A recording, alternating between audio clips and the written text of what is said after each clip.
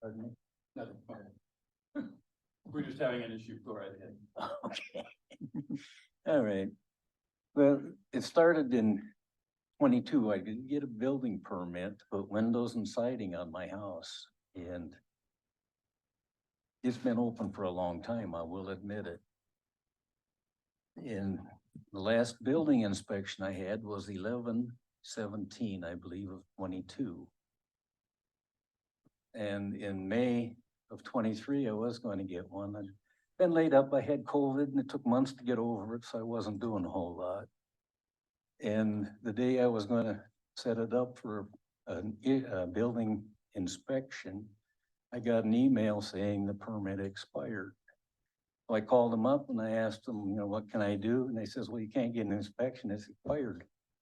So we'll review it and you can work on it while we're reviewing it.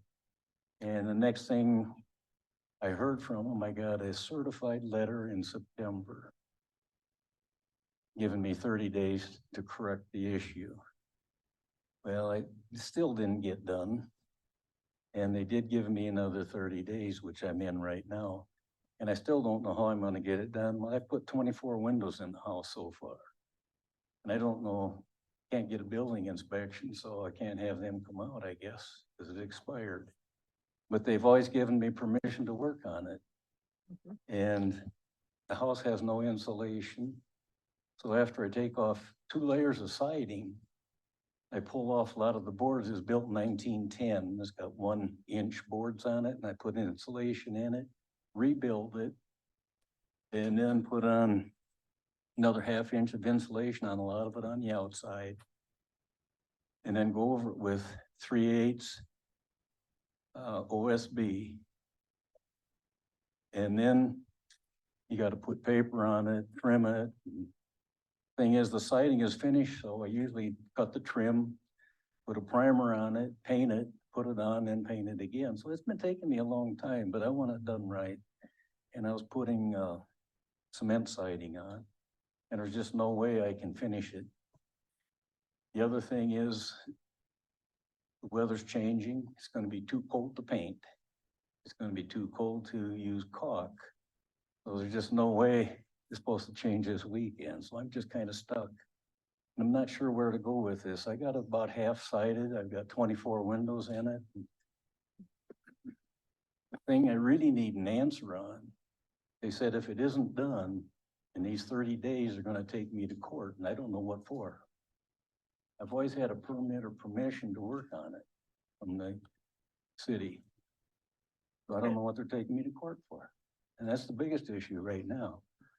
All right, Because if the permit runs out, my understanding is you just quit. You can't work without a permit. all right, And if you so quit, you're not in violation. we'll direct working the issue without a back permit. for review with our, I have no idea what they're taking me to court for. all right. So we'll direct the issue back to our town administrator for review and have her follow up with you, okay? She'll give you one of her cards. Oops, you're going the wrong way. And I know it's been a long time.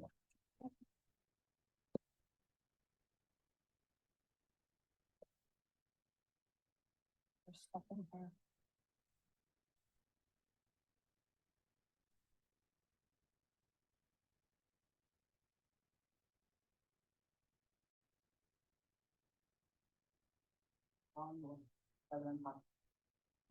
Okay, all right, thank you. Okay. Mr. Yeager, thank you for coming down this evening. Pardon me? Thank you for coming down this evening. And we'll follow up with you. I'm sorry. Thank you for coming down.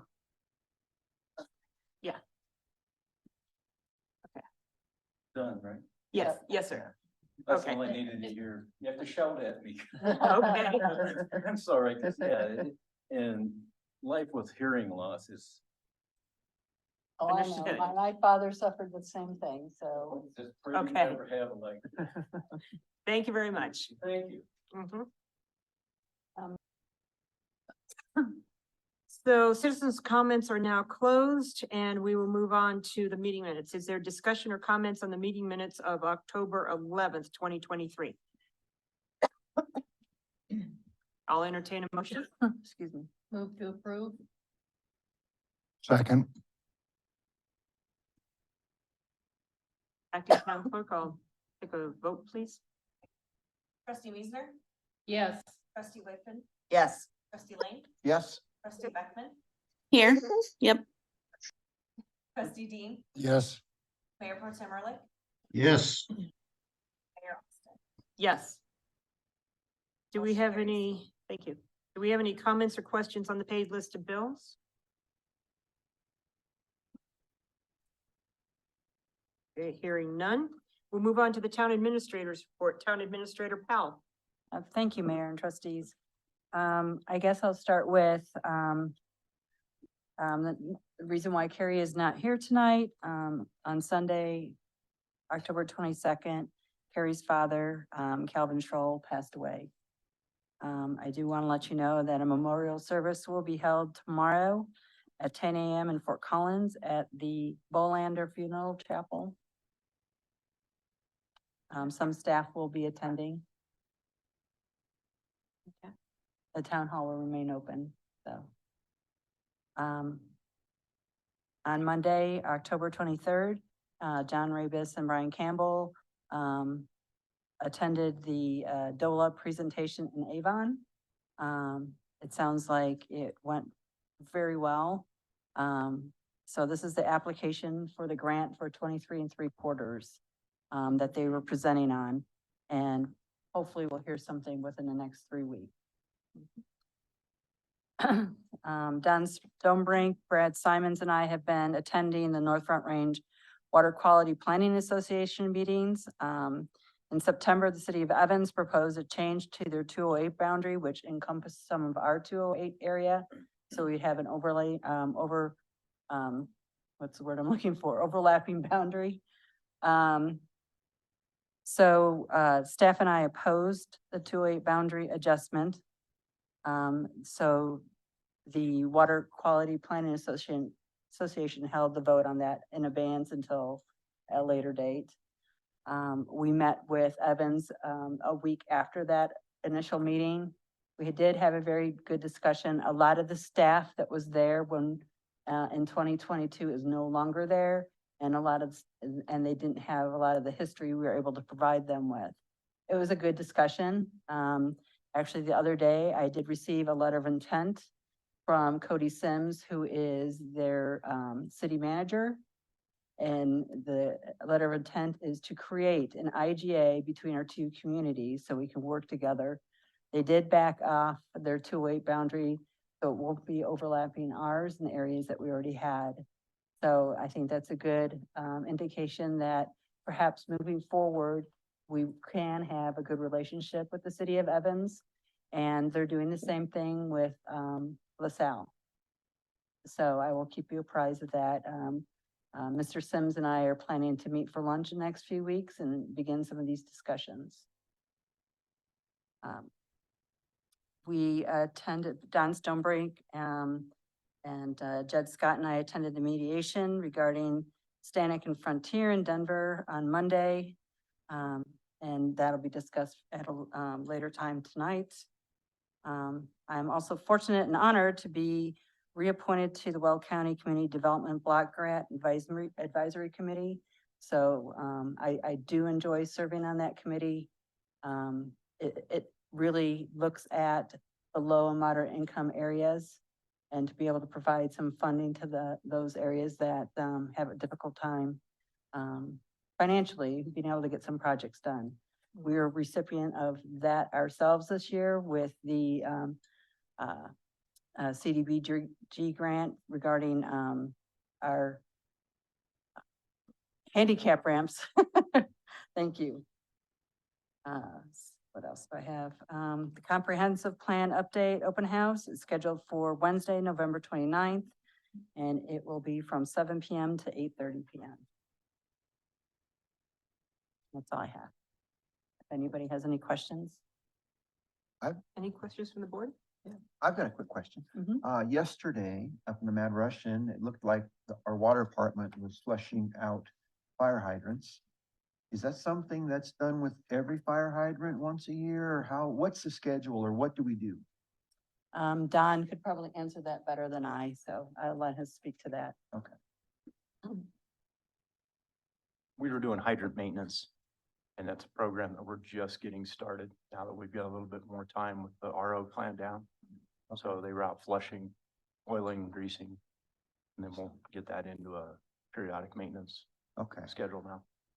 So where I grew up, the fire department was always the one since that's their tool. That's what they, So I'm just curious because they've got a lot more staff than we do.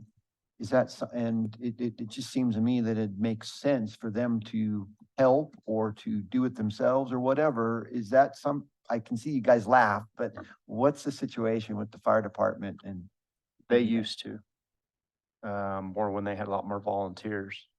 When they merged with Johnstown, became Front Range Fire and Rescue, they stopped doing that. And we have had no luck getting them to resume. Was there a reason that they gave? Staffing. Staffing.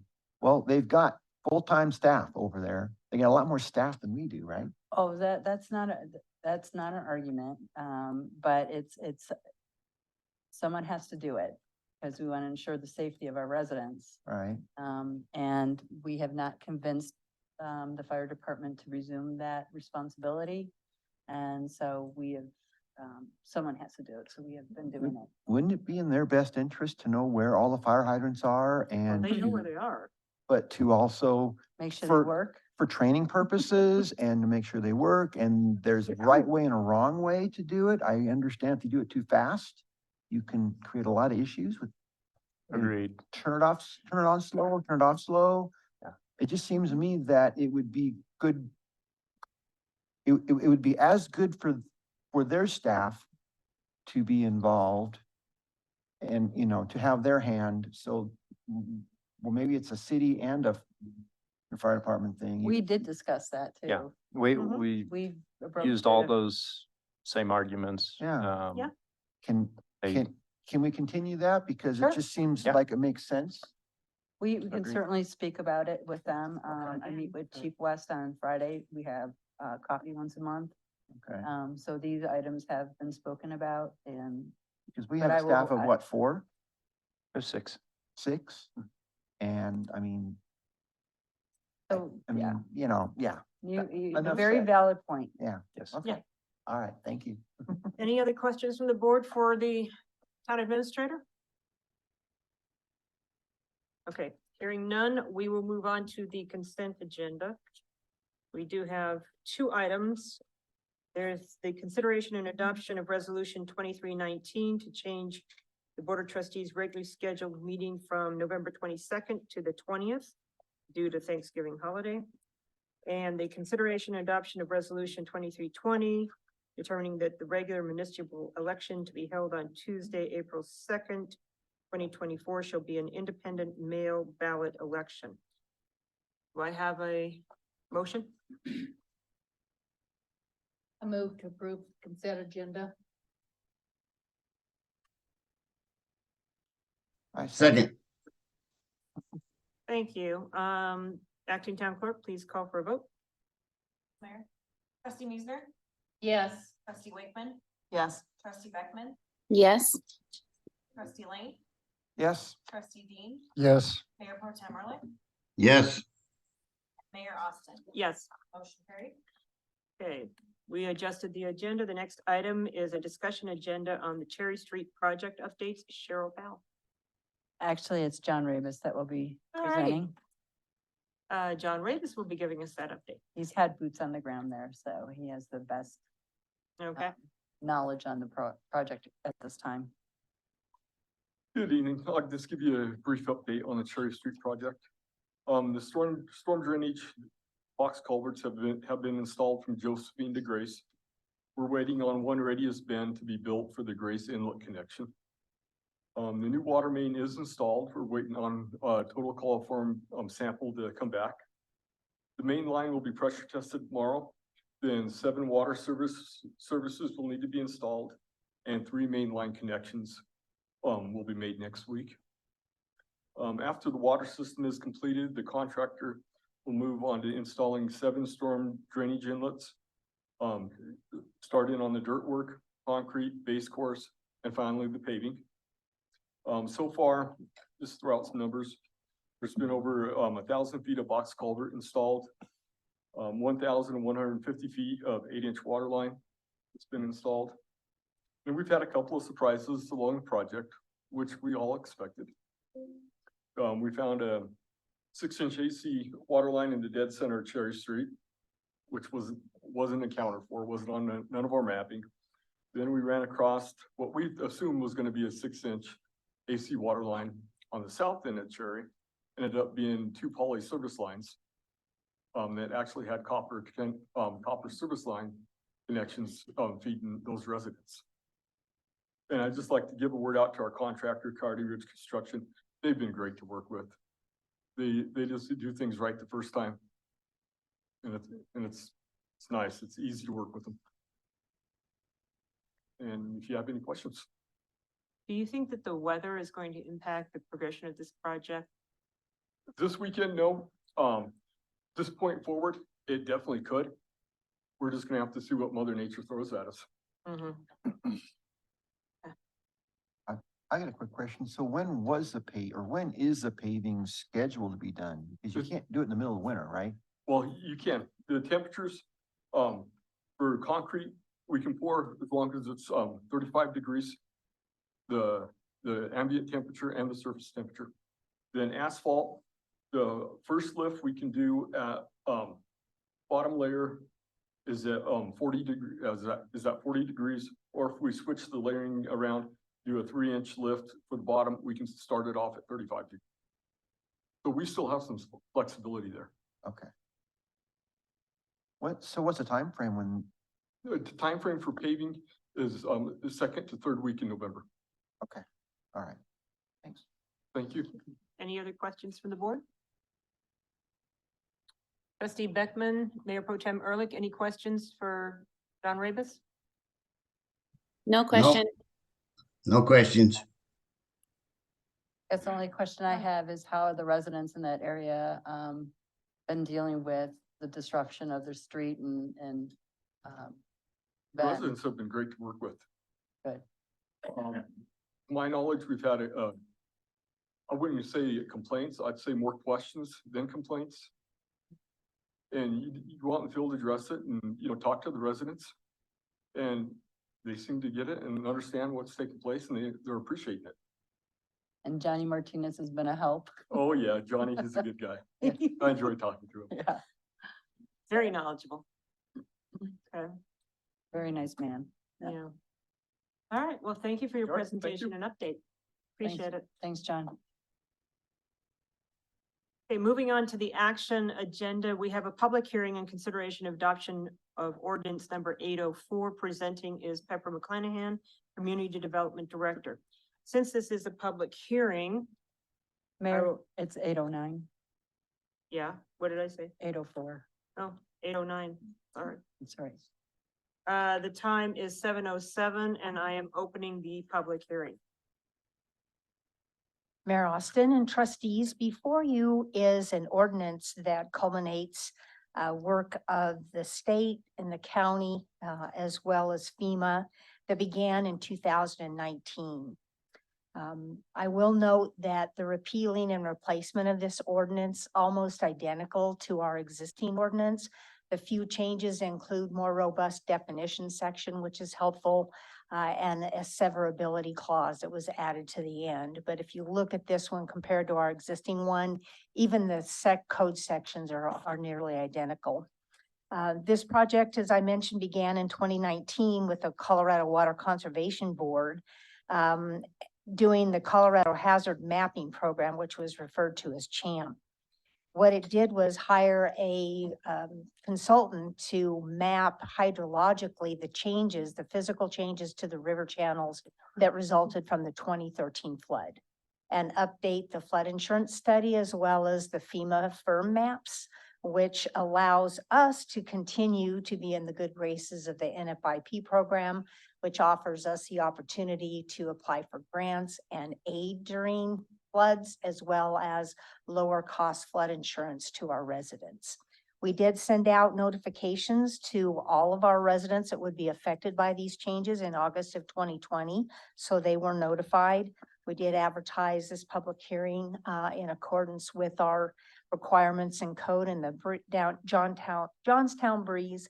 The Planning Commission held a public hearing last week on October 18th. There were no members of the public present to speak for or against the ordinance, and they recommended approval to you, and I'm happy to answer any questions you might have. We also have our certified floodplain manager here who presented to you a while back if you have any questions about the NFIP program or the ordinance. All right, questions from the board, starting with trustee Beckman. I don't have any questions. Thank you. Okay. Trustee Wakeman, What ordinance is being repealed? I think that's the. It'll be the entire floodplain ordinance that is in our code now, so that would be sections 16.4.10 through 16.4.135. And it will be replaced with the same sections plus 16.4.140 in this new ordinance. Thank you. You're welcome. trustee Lane, I have none. trustee Meisner, Yes, I'm curious about how many new bureaucrats that we're going to be required to interact with this ordinance. It, I'm not sure what that question means, but it wouldn't add anything additional. We adopt the maps. We're responsible for, as a town, for administering this. So that's done primarily through our certified floodplain manager in the planning department. And we follow the requirements of the NFIP. So these new maps will be effective November 30th. Right now, they're available online, but we can probably also order some physical maps if people want them.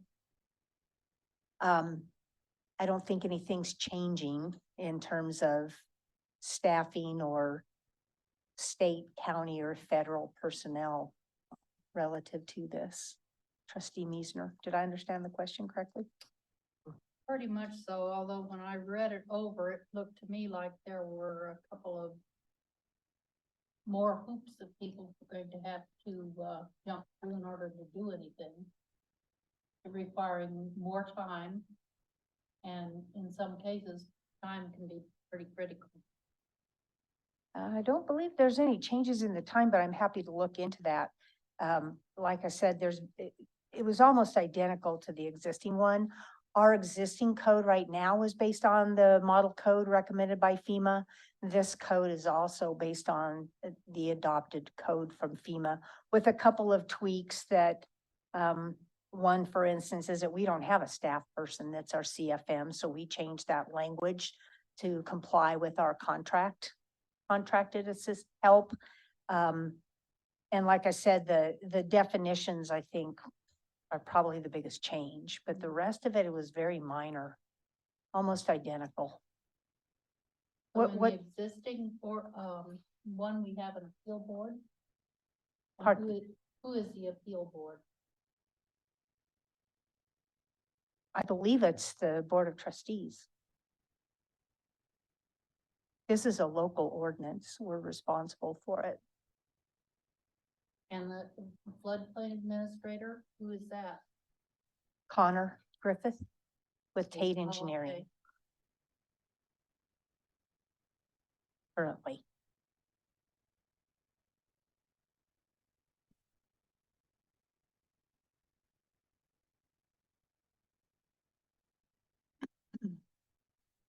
I think that's all the questions I had. Thanks. Thank you. okay. Questions, trustee Dean? Did it affect the geography to any great extent? The new map? There were, along the Big Thompson and Little Thompson rivers, there were significant changes in terms of properties that went into the floodway versus the 100-year floodplain. Conversely, along the South Platte River, within the town limits, there were properties that came out of the 100-year floodplain. But as we know, the changes to the Big and Little Thompson Rivers was pretty significant. And so that, I guess, is kind of to be expected that those would be accounted for in these new mapping efforts. There are ways that property owners can review and see if they can get a letter of map amendment through. It's a little bit pricey, but if they really believe that these maps don't accurately reflect the floodway or the floodplains on their property, they can hire engineers to do their own modeling and submit that to the state and to FEMA to see if they can get an amendment to the map. Did it include any new building? Any new buildings? I don't believe that it did. Thank you. Mayor Pro Tem Ehrlich, any questions? No questions. I have no questions. Thank you for your presentation. Any questions from the public? Hearing none, the time is 7:14. I'll close the public hearing. I'll take a motion on the matter. I move to approve ordinance 809, an ordinance repealing and replacing adopted floodplain regulations section 16-4-10 through section 16-4-135 of the Milliken Municipal Code and adopting the new flood insurance study, FIS, and flood insurance rate map firm effective November 30, 2023. I second. Acting Town Clerk, please call for a vote. Trustee Wakeman, Yes. trustee Lane, Yes. trustee Beckman, Yes. trustee Dean, Yes. trustee Meisner, No. Mayor Pro Tem Ehrlich, Yes. and Mayor Austin. Yes, Motion carried. thank you. Next item on the agenda is an executive session for possible action regarding case 2022 CV 030770 filed in Weld County District Court. I'll take a motion. I move that we enter executive session pursuant to section 24-6-4024E of the Colorado Review Statute, revised statute, for the purpose of determining positions relative to matters that may be subject to negotiations, developing strategies for negotiations, and instructing negotiators with respect to case number 2022 CVO 030770 filed in Will County District Court by the town of Milliken, related to the operation of the selenium treatment system at the town's reverse osmosis water treatment plant, and section 24-6-4024B of the Colorado Revised Statutes for the purpose of receiving legal advice from the town attorneys on specific legal questions related to the same proceeding. I second. Thank you. Acting Town Clerk, please call for a vote. Trustee Meisner, Yes. trustee Wakeman, Yes. trustee Beckman, Yes. trustee Lane, Yes. trustee Dean, Yes. Mayor Pro Tem Ehrlich, Yes. and Mayor Austin. Yes. Carried. Thank you. Okay, in the meeting will be Town Administrator Cheryl Powell, Water Wastewater Director Don Stonebrink, Courtney Diller, Acting Town Clerk, Town Attorney Matthew Gould, Trustee Wakeman, Trustee Lane, Trustee Meisner, Trustee Beckman, Trustee Dean, Mayor Pro Tem Ehrlich, and myself. We will break to enter into executive session.